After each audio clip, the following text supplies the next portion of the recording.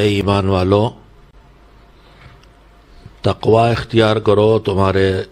تمہاری زندگی میں، تمہاری لائف میں، تمہاری سوچ میں، تمہارے عمل میں، تمہارے فیصلوں میں، ہر جگہ یہ دکھائی دے کہ تمہارے اندر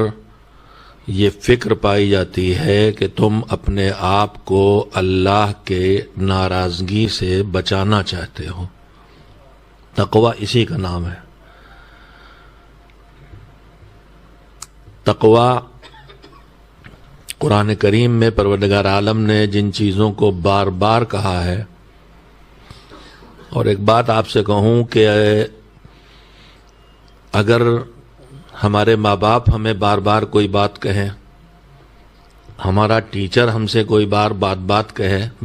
کہے، تو اس کی جو وجہیں ہیں ان میں سے دو بڑی وجہیں ہوتی ہیں۔ یا تو یہ وجہ ہوتی ہے کہ جو کچھ ہمیں ہمارے ماں باپ نے سکھایا ہے، ہمارے استاد نے بتایا ہے، اس پہ اس بات کی طرف ہم کم توجہ دے رہے ہیں، اس لیے وہ بار بار ٹوک رہا ہے۔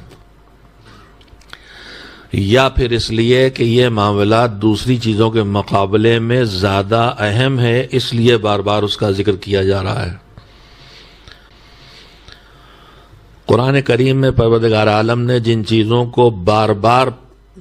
پیش کیا ہے اور بار بار ادھر کھینچا ہے اور بلایا ہے، اگر عقائد کی دنیا میں دیکھیں گے تو سب سے زیادہ تذکرہ آخرت کا ہے، اور اگر عمل کی دنیا میں دیکھیں گے تو اس میں سب سے زیادہ جو طریقہ حیات بتایا ہے اس نے وہ ہے تقوی۔ اسی تقوی کی تشریح ہے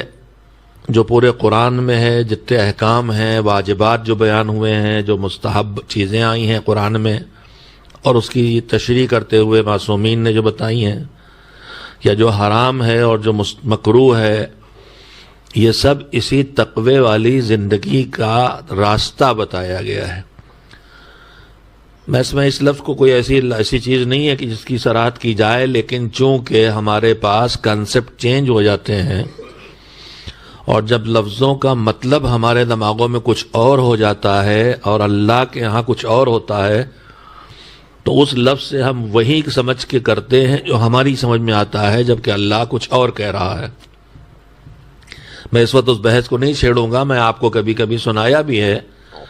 کہ مذہب میں اس لفظ کا میسج کچھ اور ہوتا ہے اور ہمارے ہاں اس لفظ کا پیغام کچھ اور بن جاتا ہے، لیکن انہی میں ہمارے جوانوں کے ذہن میں اور ہم سب کے دماغ میں آتا ہے تقوی یعنی زندگی چھوڑنا، کاروبار چھوڑنا، گھر بار چھوڑنا، لائف کو انجوائے نہ کرنا۔ اگر کوئی لائف کو انجوائے کرتا دکھائی دے، پارک میں پکنک کے لیے جا رہا ہے، ہوٹلوں میں کھانا کھانے جا رہا ہے، بچوں کو فیملی کو لے کے کرکٹ کھیل رہا ہے، فٹ بال کھیل رہا ہے، تو کبھی ایسے آدمی کو ہم نہیں کہتے بہت متقی ہے۔ ہم متقی اسے کہتے ہیں کہ جو ہر وقت اللہ اللہ کر رہا ہے، مسجد میں بیٹھا ہے، مجلس میں موجود ہے، کاروبار سے دلچسپی نہیں ہے، بچے تنگ دستی میں رہ رہے ہیں، زندگی کو چھوڑ کے، زندگی کو کنارے لگا کے جو آدمی دنیا کو چھوڑ کے زندگی بسر کرتا ہے، ہم اسے متقی کہتے ہیں۔ تو تقوی زندگی چھوڑ دینے کا نام نہیں ہے، تقوی اللہ کی ہدایات کی روشنی میں بھرپور زندگی بسر کرنے کا نام ہے۔ میں ایک جملہ کہتا ہوں، میں آپ سے پوچھتا ہوں علی کی زندگی کیا ہے؟ کیا انہوں نے زندگی چھوڑ دی تھی؟ اگر انہوں نے کاروبار چھوڑ دیا تھا تو دروازے سے کوئی آدمی خالی ہاتھ کیوں واپس نہیں جاتا تھا؟ اگر انہوں نے کاروبار چھوڑ دیا تھا، روزی کمانا چھوڑ دیا تھا، تو انہوں نے جو وقت کیا تھا مدینہ منورہ میں کھجوروں کا باغ لگا کے، اس کی آمدنی 14 صدیوں پہلے 1.5 لاکھ روپے سالانہ تھی، یہ کہاں سے کیا تھا انہوں نے؟ اگر انہوں نے زندگی کو چھوڑ دیا تھا اور زندگی بسانا، زندگی چلانا، تو ان کے اتنے بچے، بیٹے، بیٹیاں کہاں سے آئے؟ اگر زندگی کو چھوڑ دیا تھا تو پھر وہ مسند علم پہ بیٹھ کے جاہلوں کو جہالت دور کر کے علم سکھاتے کیوں دکھائی دے رہے ہیں؟ میدان جنگ میں تلوار چلاتے کیوں دکھائی دے رہے ہیں؟ حکومت سب سے بری چیز کہلاتی ہے، وہ مسند حکومت بھی بیٹھے ہوئے ہیں۔ تو علی نے زندگی چھوڑی نہیں ہے، بھرپور زندگی بسر کی ہے، مگر زندگی کو اپنے اختیار میں رکھا ہے، خود کو زندگی کے اختیار میں نہیں دیا ہے۔ بس دنیا کی نعمتوں کو اللہ کے ہدایات کی روشنی میں اپنے اختیار میں رکھ کے جو خدا کی ہدایات ہیں اس کے حوالے کر کے زندگی بسر کرنا، یہ تقویٰ ہے۔ اور اللہ کی نعمتیں، پیسہ، دولت، شہرت، لذت، ان کو اپنے اوپر حاکم بنا دینا، یہی تقوی کے خلاف ہے۔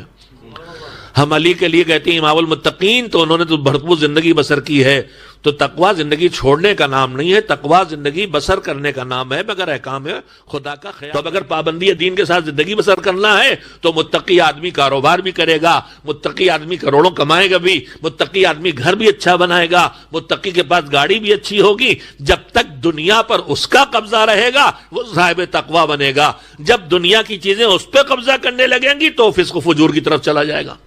تو ہمارا کانسیپٹ بدل جائے گا۔ اب ہمارے دماغ میں اگر تقویٰ یہی ہے کہ دین دنیا چھوڑ دو اور بیٹھ جاؤ گوشہ نشین ہو کے، تو ہم کبھی وہ نہیں بنیں گے جو ہمیں بننا چاہیے۔ اور اللہ کیا کہہ رہا ہے کہ تقویٰ اختیار کرو، یعنی تمہاری ساری زندگی کے سارے کام اس طرح ہو کہ تم پہلے یہ دیکھ لو کہ اس کام کو جو میں کرنے جا رہا ہوں اس پر اللہ راضی ہے کہ نہیں۔